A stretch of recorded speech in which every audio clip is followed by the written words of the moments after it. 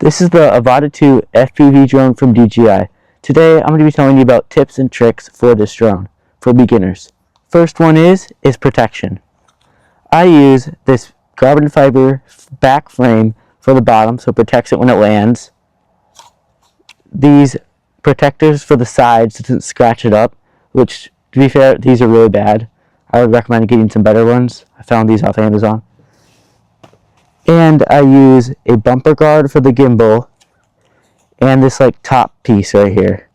Plus, in the propellers, there's these little like guards so it protects it from rain or dust or anything to get in the motors. That's my protection for this drone. It works pretty well, but I do not recommend these. I got them off Amazon, including everything else you see here. I think it was about like 70 bucks, 100 bucks in protection. But it is really nice, and I really like this carbon fiber frame. It just zip ties on.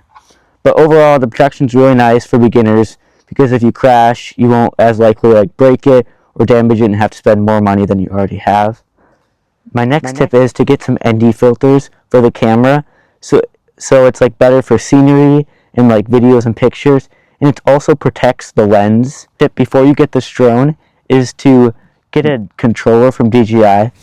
Not the motion controller, this won't do it, but the remote controller, like an Xbox controller, it will work really well because you can use it on your computer, on your monitors or whatever, and you can go into the Sims, and you basically just practice FPV.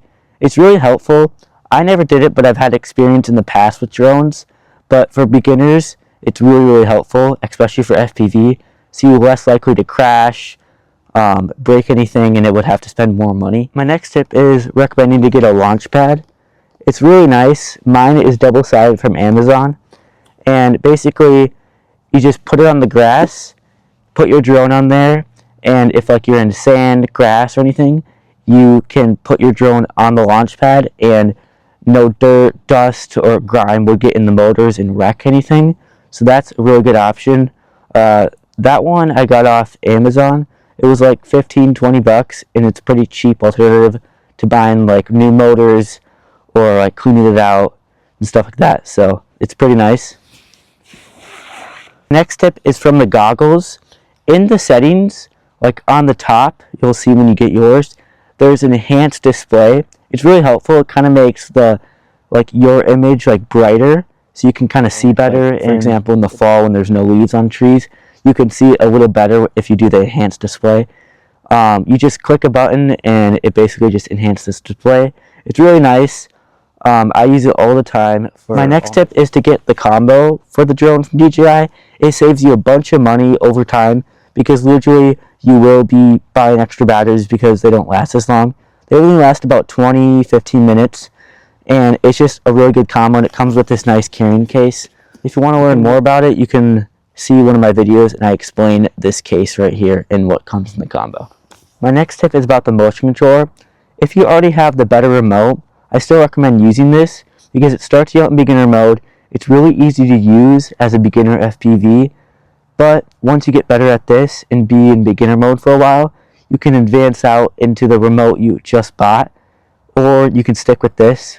I personally haven't used the better remote, but I do like this motion controller, and it's just really nice and easy to use, especially when I was first using my drone. The one downside of using this remote is you won't be able to access to all the modes. So I'm only access to like 2 out of the 3 modes, and using this remote you won't be able to access the third one, but the other remote you'll access more modes and it'll be a lot more fun and more real FPV. This controller is just more for beginners, and it's just really nice and better alternative for beginners. I don't have any more tips and tricks for the Avata 2, but overall this drone is really fun to fly, really beginner friendly, and really easy to use. I definitely recommend this drone for someone that's first trying FPV, and now I'm going to fly it. Let's go. I got the drone all ready to go fly, so let's go.